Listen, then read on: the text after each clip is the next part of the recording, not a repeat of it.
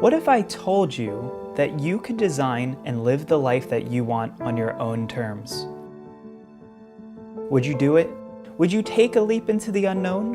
Or would you settle for a life of limits, a life of safety but lacking true meaning?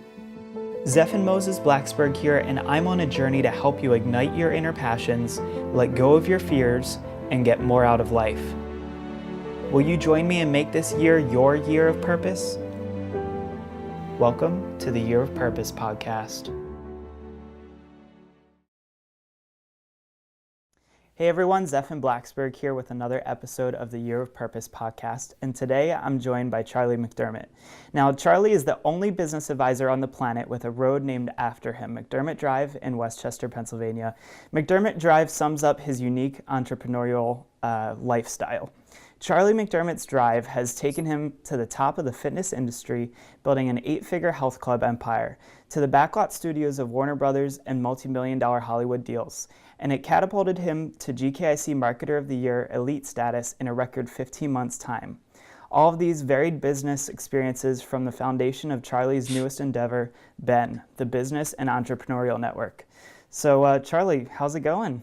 It's going real good. Going real good, man. I'm sitting here in Los Angeles. I'm actually, I'll give you a peek of the background here. Yeah. You've got much better weather than I do. There you go. It's the Hollywood Hills. I'm actually, my wife and I are at my son's apartment. Geez, his house. Geez, 7 or 8 years now, he's worked out here and lived in an apartment. And a few months ago, he made the plunge. So he now owns a piece of the hill, Nice. a piece of Hollywood Hills here. So he and our youngest daughter live together, and she goes to school here, and he does the acting thing. Good deal. So we're here for a few weeks, trying to escape winter back east. How's that going, by the way? Well, I've been trying to escape it. I've been planning, actually. I taught myself some travel hacking so that I can get really cheap or free flights sometimes. So right now I've been looking at Costa Rica because it is much warmer Really? there than it is in Maryland right now. And Southwest just started flying direct. So it's I'm like 4.5 hour flight away from Costa Rica. When are you going there? I haven't picked a date just yet, but I just want to do more traveling this year overall. I'm one of the masterminds that I facilitate. We're meeting out there in a few weeks, so Nice. maybe I'll run into you. I can't even remember the resort we're staying at, but it's killing me because I've got I've been doing a lot of traveling lately, and I've got it literally. I'm flying in the day before the mastermind, and I'm flying out the day after. So I get to a gorgeous place, and You don't really I get can't to see even it. stay there. I'll be in a hotel the whole time. Oh, So man. please enjoy yourself. Jeez. Yeah, That's absolutely.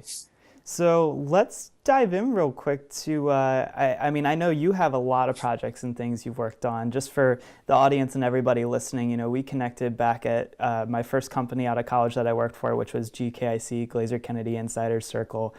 They taught marketing and money-making advice to business owners all over the globe. And so you've started quite a few businesses in your time. Maybe let's jump back to maybe the early years. Where did you originally get your start with creating your own business? Yeah.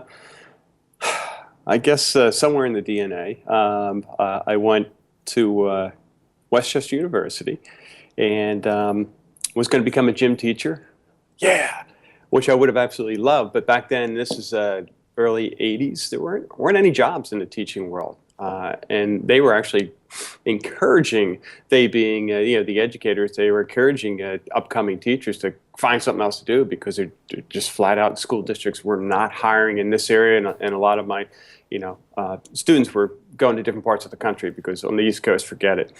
All during that period, I was a student athlete. I wrestled for 4 years, and me and my buddies always worked out, and there was no place to work out. So I just thought instinctually, what little I knew about business, that there would be there was a need for a health club, a gym. So long story short, in my junior, senior year, I started doing the research and found a location, bought a building, bought used equipment, and right one of the year I was graduating, I opened up my first business. Wow. Had absolutely no clue what I was doing, no business background. I took one business course, and I I just eked by. I think I got a C minus, and knew nothing what the instructor was talking about. Um, the location was on a side street, literally in a neighborhood, one-way street, zero parking. And they talk about real estate and location, location, location. That's the key. Well, this had none of that. But somehow I survived. I made it work and grew that into a 5-club chain, which over the years, I mean, we're talking 23 years I was in that business, grew it into a $20 million complex. So we had a lot of fun. My wife and I ran the clubs together, and our kids grew up in the clubs. So it was a great way to just talk about lifestyle and really live the way that you want to live. And we got to spend a lot of time with the kids and coach, and never missed an event for any of the kids. So it was a wonderful way to go about a job. So you found a need in the community and just kind of ran with it. And it obviously worked out well because it was something that a lot of other people needed too.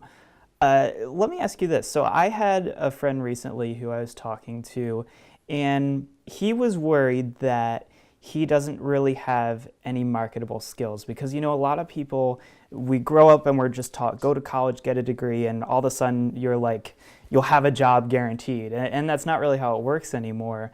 So for someone who perhaps has trouble looking, outside of themselves and their one big skill that they might have developed in college, how do you maybe search for that need? Because I know you've started more businesses, so you've obviously found many more needs within your communities. How do we go about figuring out what people need? Well,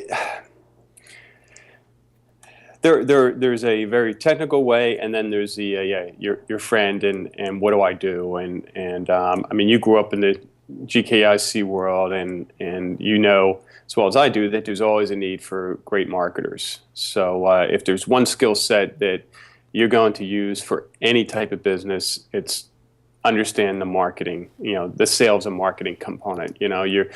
If sales are coming in, and I'm not saying your product should be terrible or your service should be terrible, but boy, that certainly buys you time if you're good at bringing in customers and converting them, good at bringing in prospects and converting them into customers.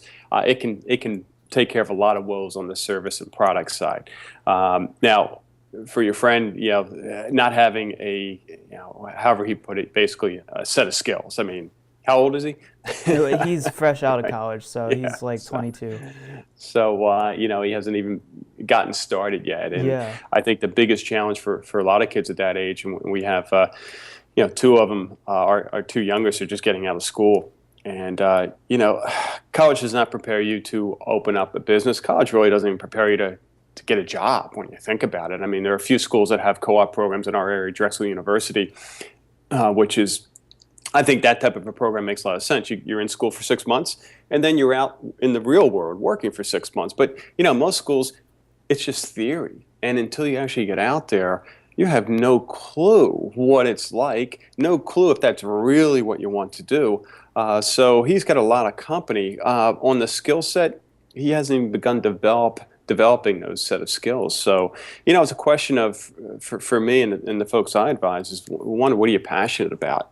It doesn't matter if there's a need. If you have zero passion for that need, it's not going to float your boat. It's not going to get you up in the morning going, I can't wait, because people think, many entrepreneurs think they got into the business world, starting their own business because of the money, and oftentimes it's stuff that's way deeper than that. And for me, even it was all about spending time, having the flexibility to spend time with the kids, not so much the money element. So if you're not passionate about what you're doing, and as Zephyr, the amount of time that it takes initially, you don't just wake up tomorrow, hit a switch, and make $1 million in your startup business, right? Exactly. So passion, I think, is huge. And then once I have identified that passion, then begin to search for what kind of needs. How can I help those? What are their pains?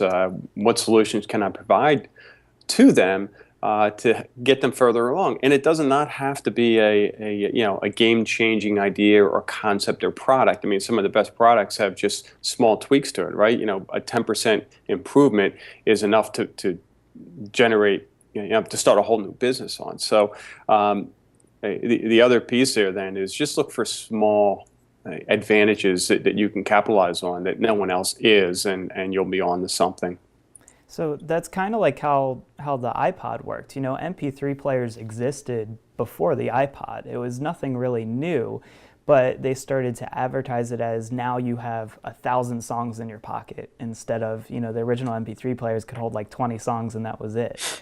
So they took an idea that kind of already existed and just said, hey, we just made it 10 times better because it holds 10 times as much as what everybody else was doing. So I really like that a lot. Yep. You hit on a good point about how obviously most of the time the first business you start is not going to be the multi-million-dollar hitter. Maybe could you talk a little bit about how money does not really influence our happiness? Because I know that that's something that's come up a lot lately for people as they're convinced, like, oh, if I just make this crazy huge business and make millions of dollars, I'll be happy. Because I was learning a little bit more about just our level of happiness. Some research studies actually say after like $250,000, your amount of happiness doesn't really increase based on how much money you make. So maybe talk a little bit about your happiness and your freedoms and what things that you get out of running your businesses. Yeah, great question. Well, I guess let's start with the lottery winners, right? There's a perfect example how millions and millions of dollars does not generate happiness. And in fact, in numerous, the majority of cases, I think, prove that it actually creates a lot of serious issues and problems, and everything from bankruptcies to suicides to, total unhappiness. So I think, one, if you're not prepared, and if you haven't, in theory, earned it, it's very difficult to be happy because it's just the way we're wired, and so therefore, it's a process, I guess, is where I'm going with it, and be prepared for the process, and that's why I think you've got to have some kind of a passion, and be in it more for the money, or it's just going to be very, very challenging and very difficult to be happy if you don't enjoy what you're doing. Vast majority of folks, I forget what the latest statistics are, but I think somewhere in the 80% range of people are not happy with their jobs, flat out hate their jobs. The last thing you want to do as a small business owner, as an entrepreneur, is to hate your job.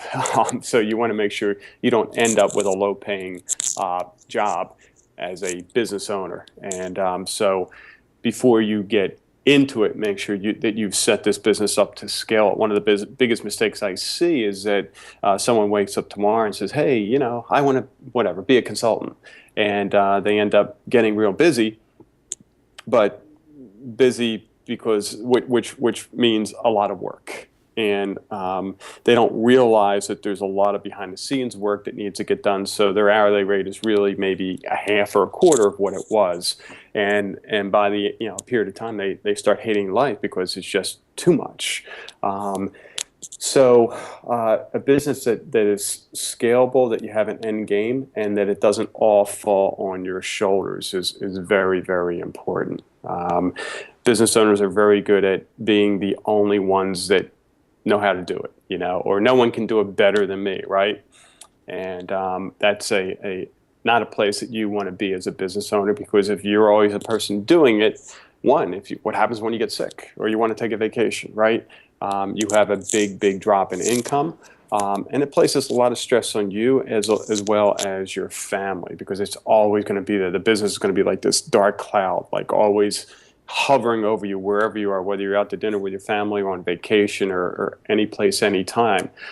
So think scalability as well. And I know that's for those of you just starting out, that maybe is like, sounds like years down the road, and it's really not. It's amazing how quickly things develop. My first health club, my goal was to fire myself as quickly as possible. I was the chief toilet cleaner, bookkeeper, check-in person, fitness instructor, and God knows what else I did. And I quickly realized I do not want to make a living doing it this way. And hired my first person without really the money to do it. I just banked on the fact that when payroll came around in 15 days, I will have generated enough money by that person freeing me up from doing all the things that I was doing so I could spend more time getting in more members, at the same time that person doing his or her thing, which in my case, it was a bookkeeper that I brought on board because that was not a skill set that I had or even enjoyed. So, which is another piece of advice. Entrepreneurs are very good at doing everything, but not necessarily enjoying everything. And yeah, at the end of the day, really not good at it. You'll do it for a period of time, but you figure out what your strengths are, figure out what your weaknesses are, and hire to the weaknesses. Don't mess around with improving your weaknesses. Stick with your strengths, build upon those, and hire other people to fill in the weaknesses. Yeah, bookkeeping was definitely something that I wanted nothing to do with when I got started. And even though, I was kind of starting with an empty bank account, it was one of those things where it was like to pay an accountant and somebody to figure this stuff out for me in the long run is going to save me way more hassle and time than I can even imagine right now. So that's also my advice for anybody listening is definitely if you are not good with taxes, numbers, any of that stuff, like definitely pay somebody else to handle all that. So you spoke a good amount about things in your business, but just as important is stuff outside of your business. For example, right now it looks like you're kind of taking some time to relax and you've gone out to LA. How do you spend time, being fulfilled outside of your business? What do you do for yourself and to take care of yourself? Well, just I don't want to come off like, hey, Charlie travels over and works 5 minutes a day and blah, blah, blah. I guarantee I work as much, if not more, than most of your listeners. I go nonstop, partly because that's just the way I'm wired. It was that way in my health club business. I, at one point, retired in my early 30s, took 6 months off and was the most unhappiest time of my life because I didn't feel like I was, doing anything, making progress. Now, it was great to spend time with the kids, but at some point, you just have to have a purpose. Mm-hmm. So I am, I enjoy work, I guess. So one, that's my hobby, but I also make sure I do take time for myself. Being in the fitness business, I've always taken time out of the day to work on myself physically. I'll put in my 5, 6, 7 hours and my brain's fried and I need a recharge. I'll go out for a run, hit the gym. My home back in Westchester, I have a fitness center in my basement. I just walk in there and spend 30 minutes or an hour and break a sweat. And then I come back and I'm ready. I'm recharged, You're thinking clearer and that really, really helps. And then just take time to get away. I kind of have it a little easier now because the kids are grown up, so I don't have coaching and soccer practice and parent-teacher meetings and all that. But when those days were a part of our life, my wife and I, they just got booked in. I mean, I made sure I scheduled everything on a calendar so that nothing got forgotten, and I knew ahead of time that that I need to block out time for the personal side of life, where it would just kind of get bulldozed over by my business stuff. So that's the way I operate, Zephyrin, and I know everyone has different styles, but if I find that it's on a calendar, if it's booked, if it's scheduled on there, even my personal life stuff, it gets done. If I don't put it on there, then the stuff that normally might take an hour or two tends to take 3 or 4 hours, and before you know it, it's midnight, and my wife and I didn't go out to dinner or to the movies, or God knows what else happens because you just let stuff get in the way. So having start times and end times for everything, which sounds very structured and like, that must not be any fun. But for me, it really gives me the ability to focus in on what's next, and to know and let my subconscious mind work on what's coming down the road, whether it's an hour later or a week later. And I find that if it's on my schedule, on my calendar, my subconscious mind is already there ahead of me. So by the time I get there, I'm like already halfway down the road. And it probably helps you to be much more present in the moment of like, okay, you know that this is going to get taken care of, on Wednesday, and today is Sunday, and these are the things I'm doing today, so I'm not going to deal with that just yet. So I'm sure that helps out a lot with just being able to enjoy the free time that you do have, and the time that you're spending with other people as well. Is that right? Absolutely. So important to compartmentalize, I guess, those different tasks or projects because they can either overwhelm you or just completely take over your your presence, your here and now.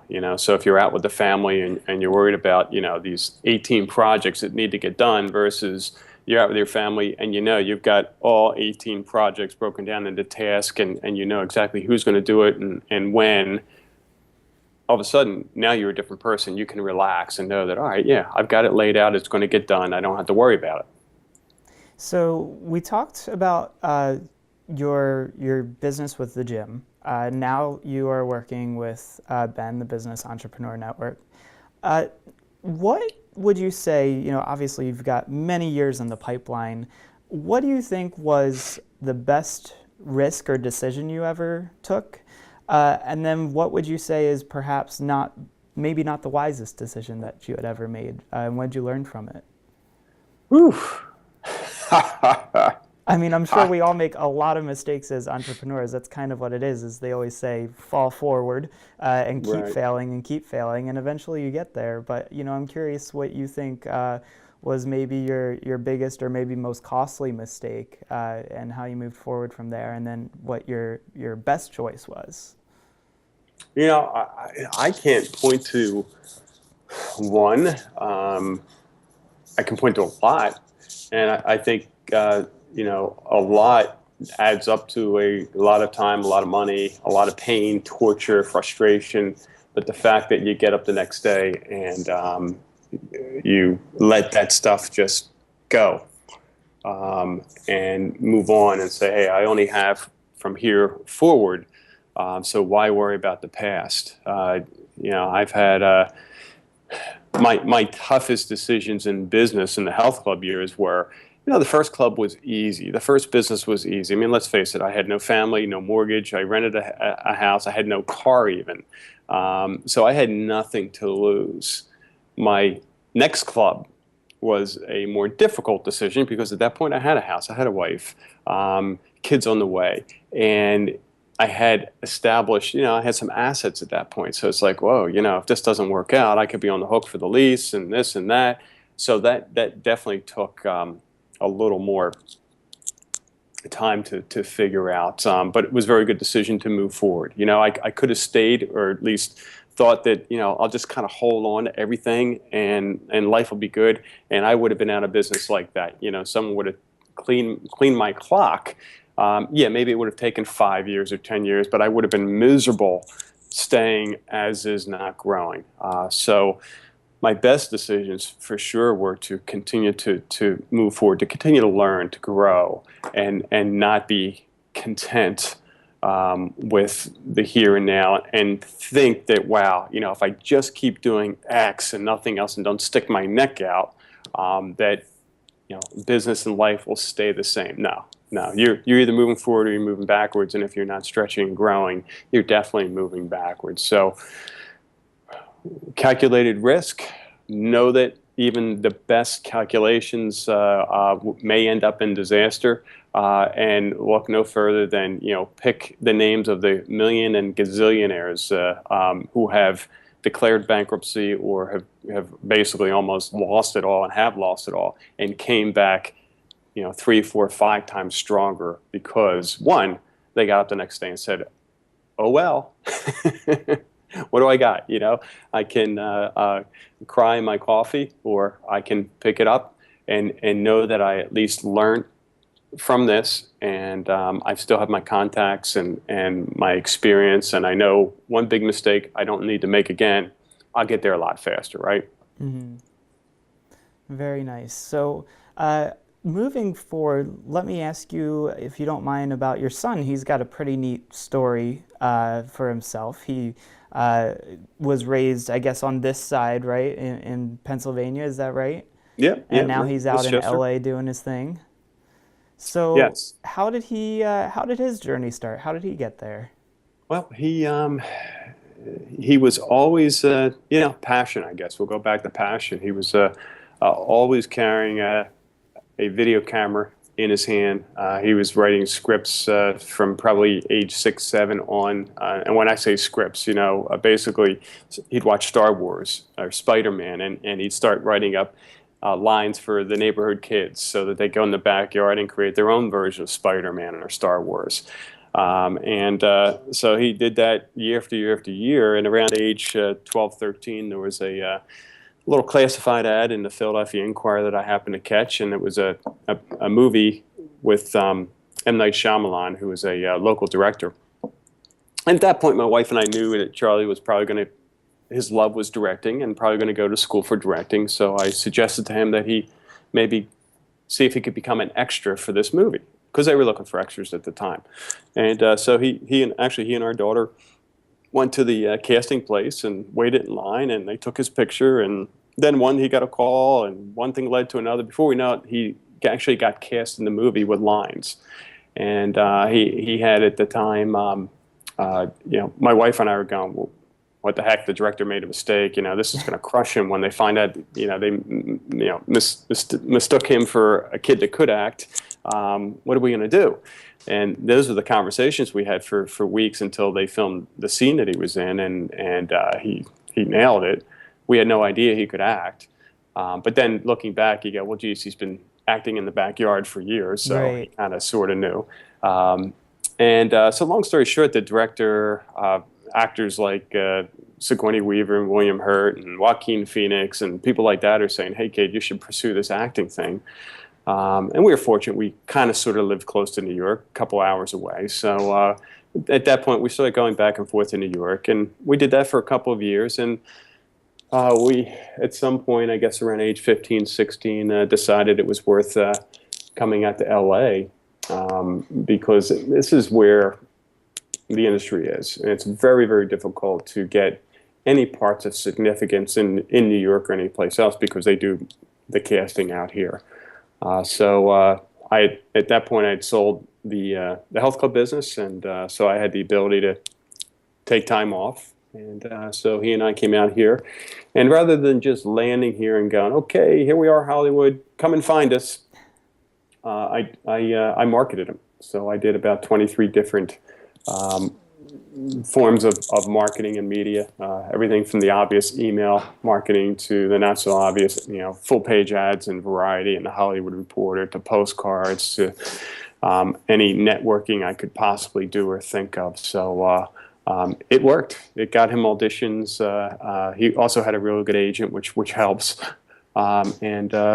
It still took a while. It took about a year, and then he ended up getting parts, and one thing led to another, and so now he's on a show called The Middle on ABC, and that's now in its 6th season. It's been Wow. syndicated, so that never happens. I mean, it's Yeah. unbelievable. He's been very, very fortunate, and he actually that show is maybe wrapping up. He was just cast as a lead in a show on CBS, so he may be seen next fall in his own show. Very nice. Yeah. So he's been doing really well, and continues to. I think what has worked so well for him, and I think which has really helped him get some of these. He looks at it from a business point of view.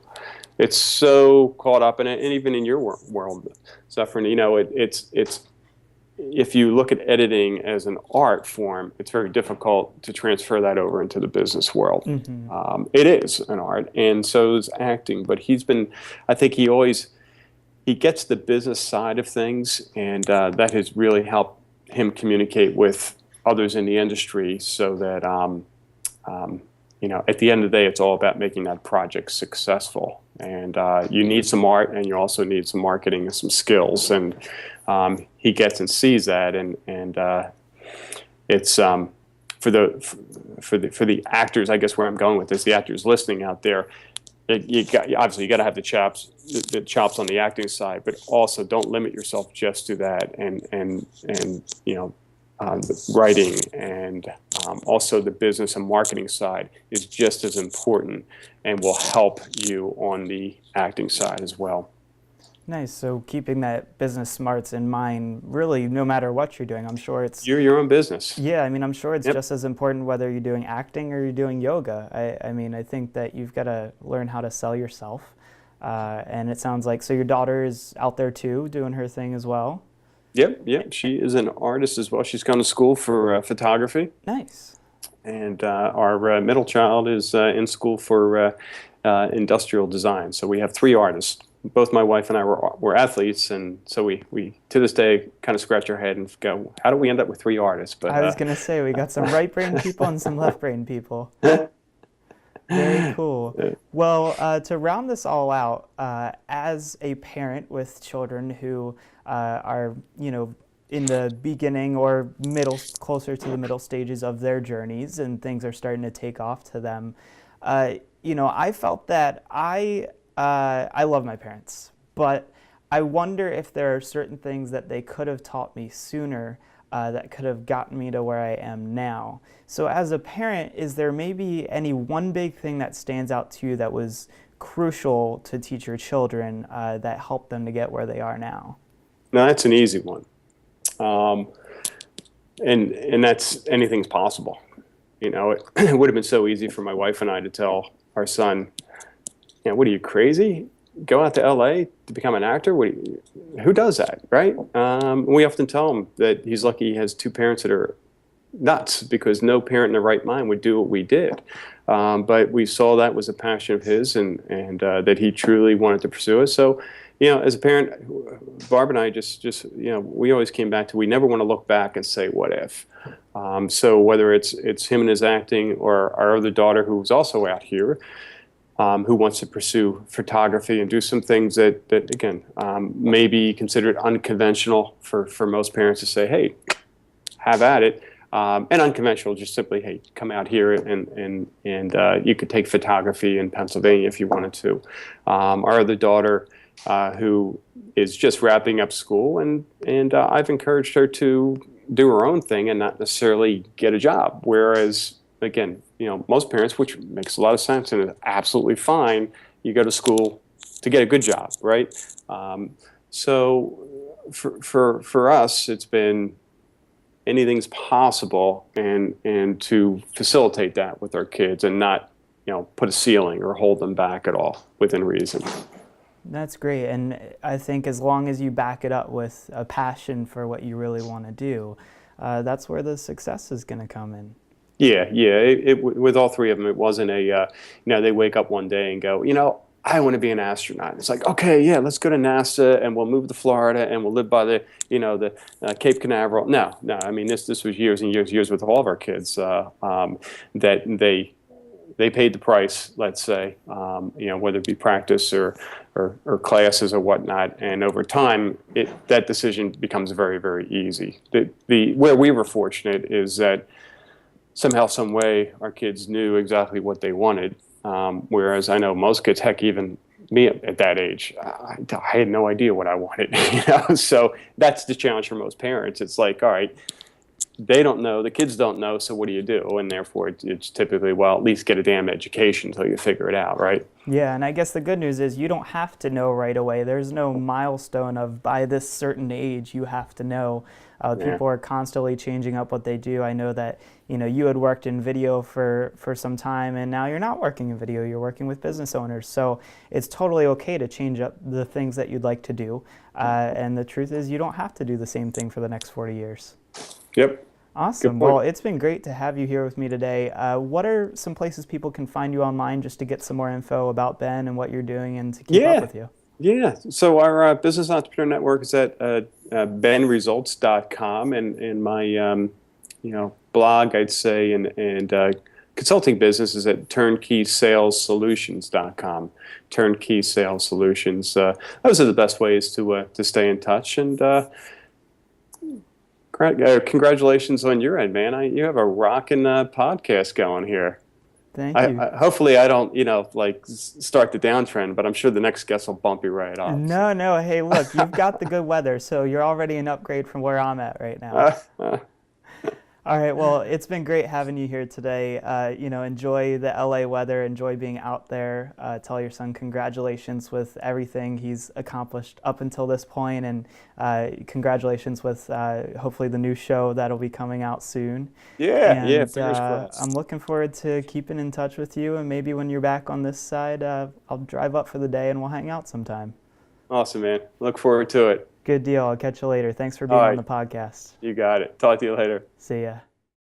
You've probably heard me talk about designing a life that you actually want to live. You might have even heard about my travels or experiences and thought to yourself, yeah, I do want to do that. Eventually, someday I'll probably do it. And my guess is that you've been thinking about doing it for a long time.